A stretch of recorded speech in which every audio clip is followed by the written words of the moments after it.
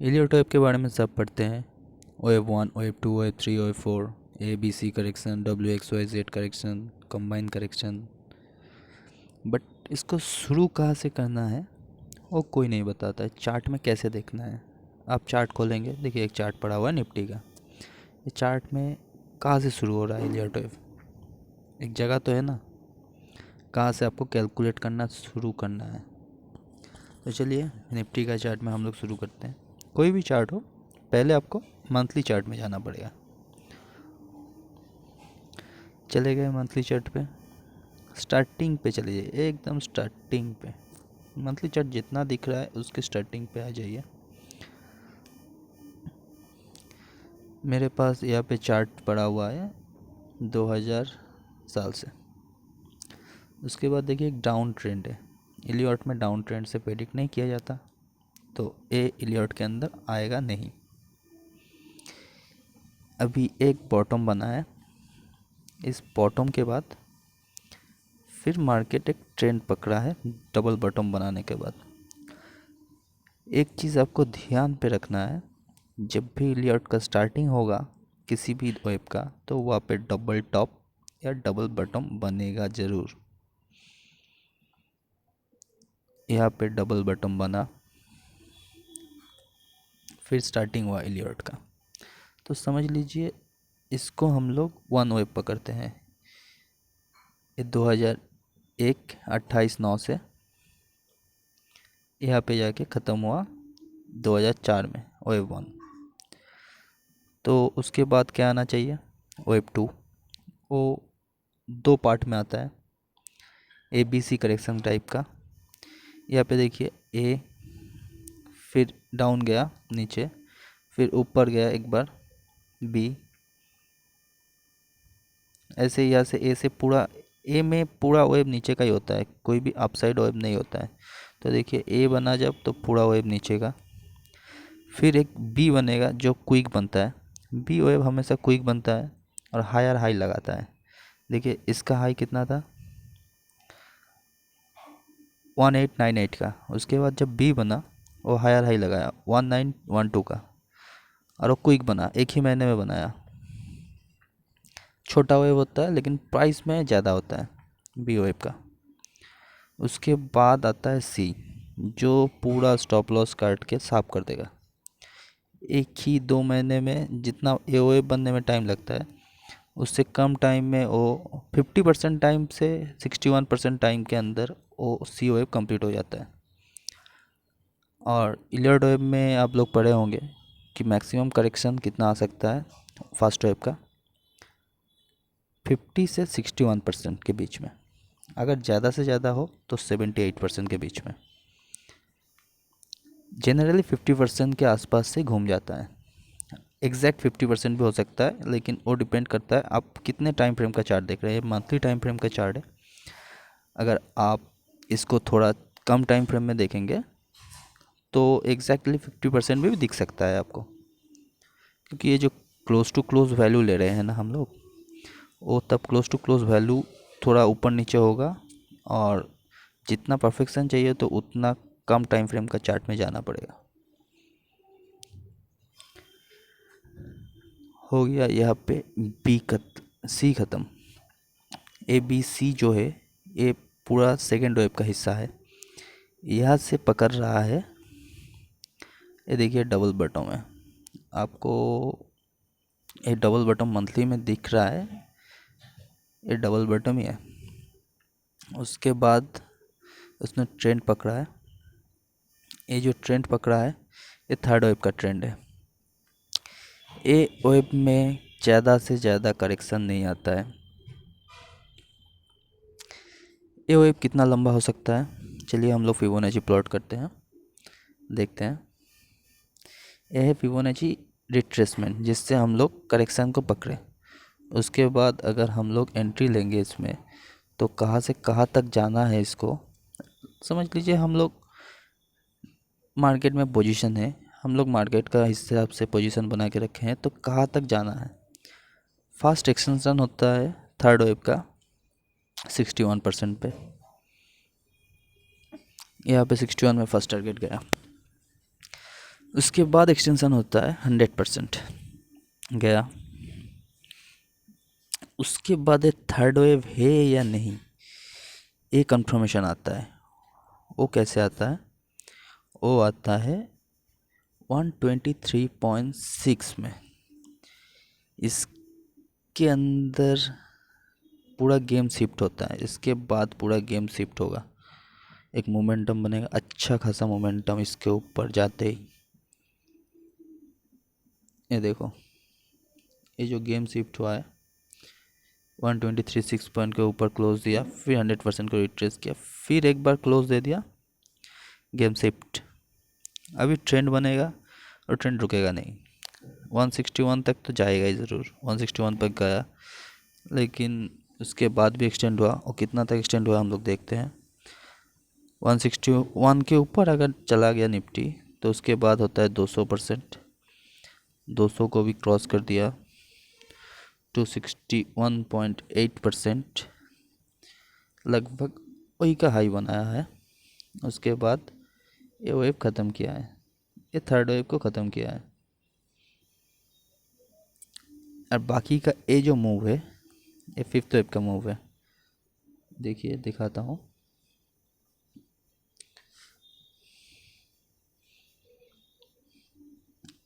Fifth wave को कैसे predict करें? थर्ड वेव का कितना परसेंट होता है? 23 से 38%। इस वेव में कितना परसेंट हुआ? 23 के लगभग। फिफ्थ वेव, इसके बाद ये फिफ्थ वेव कितना साइड तक जा सकता है वो भी देखना है। फिफ्थ वेव के बाद बड़ा करेक्शन आता है, सबको याद है। ये फिफ्थ वेव को अगर लेना है हम लोगों को, तो फिफ्थ वेव का मेज़रमेंट होगा कितना, पूरा वन का बॉटम से लेके थर्ड का टॉप,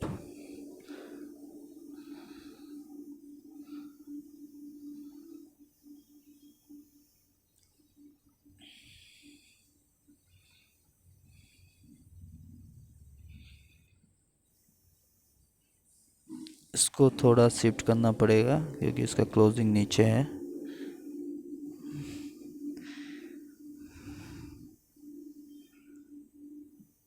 उल्टा प्लॉट कर दिया हमने।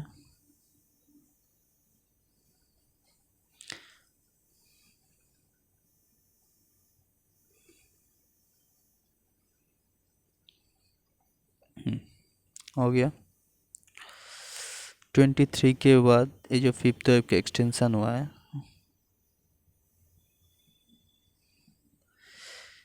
फिफ्थ वेव 100 से 138 के बीच में ही हो जाता है ख़त्म। कभी कभी थोड़ा एक्सटेंशन हो सकता है, इसके हिसाब से हुआ है थोड़ा सा एक्सटेंशन। फिफ्थ वेव में सबसे ज़्यादा तेज़ी रहता है, 61 के बाद से जो लास्ट जो मूव रहता है ना, वो तेज़ी से जाएगा, तेज़ी से ख़त्म हो जाएगा, तेज़ी से गया, तेज़ी से ख़त्म हो गया। फिर अभी तो क्या हुआ, 1 यहाँ तक, फिर 2 यहाँ तक, 3, उसके बाद 4, ये जो फिफ्थ, एक 5 वेव का पैटर्न कंप्लीट है इम्पल्स का। उसके बाद क्या होना है? उसके बाद होना है ये 5 मिलके एक सिंगल वेव हो गया कंबाइन। उसका कितना परसेंट करेक्शन आ सकता है? 50 से 61%। देख लीजिए, एकदम बराबर करेक्शन पे आया है, उस जगह पे डबल बॉटम बनाया।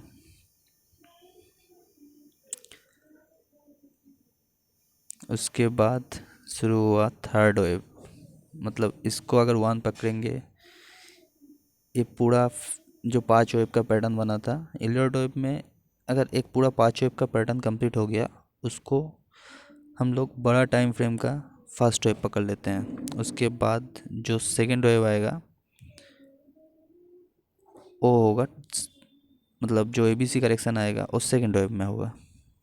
ये जो ABC आया है ए, फिर ऊपर और ये डायरेक्ट नीचे सी में दो पार्ट है। ए में भी दो पार्ट है, बी में भी दो पार्ट है, सी में भी दो पार्ट है। सी का 5 पार्ट है, यहाँ पे दो पार्ट बना है, डाउन फिर अप फिर डाउन। इसके बाद यहाँ से शुरू हुआ है थर्ड 61 को कंफर्म करके।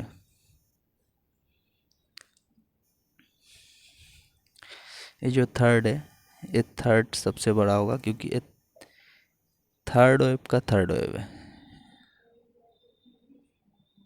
और सबसे बड़ा ही है। देखिए तो अभी थर्ड वेव कितना बड़ा होगा हम लोग देख सकते हैं। यहाँ से शुरू हुआ था एक्सटेंशन,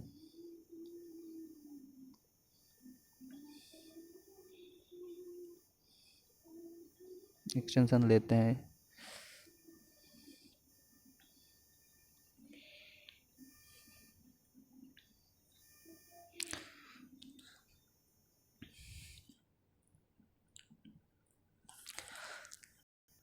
कहाँ तक गया है थर्ड वेव? 161 के ऊपर 200%, 200 के ऊपर 261.8।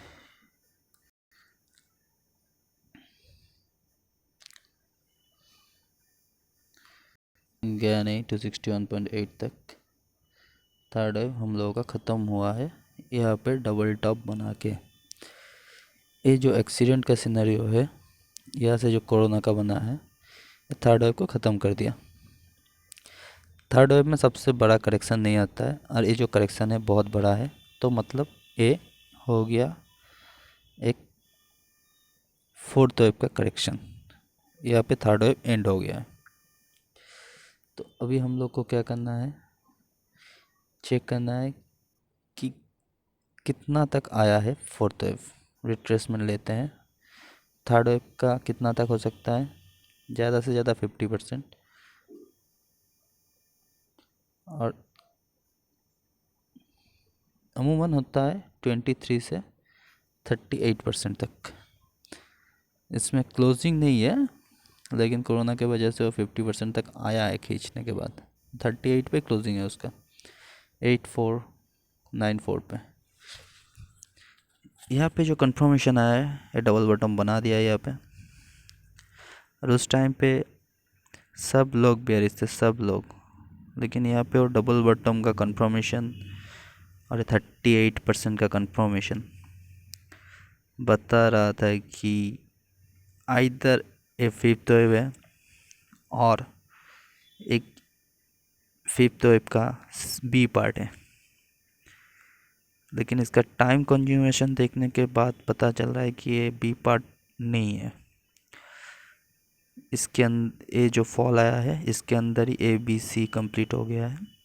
ये जो जा रहा है ऊपर है फिफ्थ वेव भी है, क्योंकि क्या बताया था फिफ्थ बी पार्ट होगा तो सबसे कम टाइम में कंप्लीट हो जाएगा। लेकिन एक 2-3 महीने में आया है, और एक आया कितना, 1 2 3 4 5 6 7 7 महीना तक BOF चल रहा है। तो टाइम के हिसाब से मैच नहीं हो रहा है, तो BOF है नहीं, ये फिफ्थ वेव भी चल रहा है। और जो ABC आना था फिफ्थ वेव में, ये 31/1/2000 से 31/3/2000 के अंदर ही ख़त्म हो गया है फिफ्थ वेव का। अभी ये इसका जो टारगेट बनता है फर्स्ट फिफ्थ वेव का 0%, वहाँ पे टारगेट लग गया है। तो अभी ये कंसोलिडेट कर सकता है और ब्रेकआउट भी दे सकता है, लेकिन इसका लॉन्गर टाइम फ्रेम का टारगेट कितना बनता है। फर्स्ट वेव से लेंगे, कहाँ से था फर्स्ट वेव, यहाँ से। फिफ्थ वेव का एकदम टारगेट बन रहा है 15,426,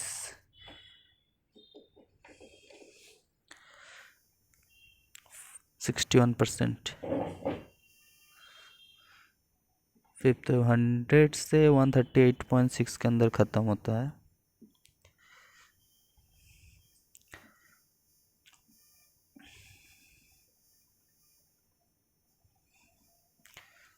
और नेक्स्ट टारगेट, इतना बड़ा चार्ट का टाइम फ्रेम आ गया।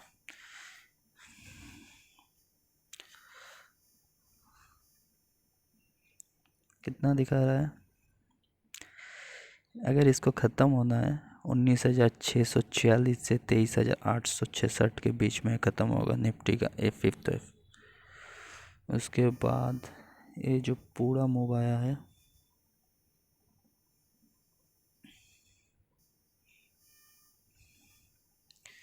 ये जो यहाँ से लेके जितना तक जाएगा, ये जो पूरा मूव, इसका 50 से 61% आना है मार्केट को। तो लगभग ये मूव ख़त्म होगा कितना साल में? फिफ्थ वेव ख़त्म होता है जितना टाइम उसको थर्ड वेव बनाने में लगता है, 2008 से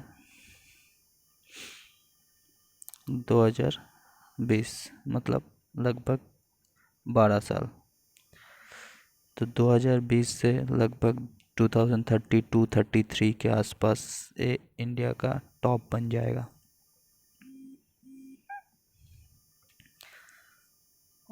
और उसके बाद लगभग कितना साल लगा है ये, 2001 से 2020, समझ लीजिए 2032 तक जाएगा। तो उसका 50% टाइम 2000 से 30 साल, मतलब 15-16 साल, 2055 की 50 तक हम लोग एक बड़ा टाइम फ्रेम का बियर फेज में रहेंगे।